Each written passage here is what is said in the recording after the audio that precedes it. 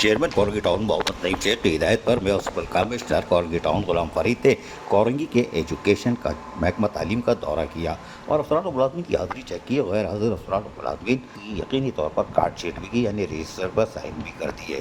غیر حاضر افسران پر municipal commissioner Korangi town Ghulam Farid نے اظہار برہمی کا اظہار کیا اور انہوں نے کہا کہ غیر حاضر ملازم کسی صورت برداشت نہیں کیے جائیں گے. کسی بھی قسم کی غفلت اور کوتاہی بالکل برداشت نہیں کی جائے گی کیونکہ یہ محکمہ تعلیم ہے. غیر حاضر اور دیر سے آنے والے افسران کے ساتھ کسی صورت نرمی بھی نہیں برتی جائے گی.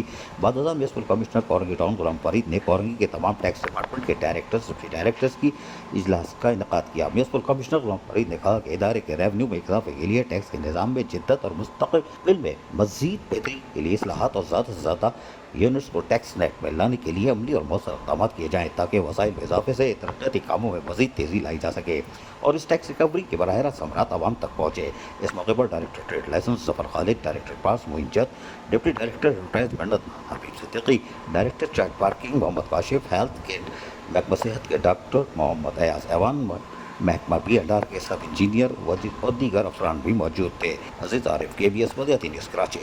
ایسی ہی خوبصورت ویڈیوز فیوچر میں حاصل کرنے کے لیے ریڈ بٹن پر کلک کر کے اور بیل آئیکن کو پریس کر کے ہم سب کے سبسکرائبر بننا مت بھولیے.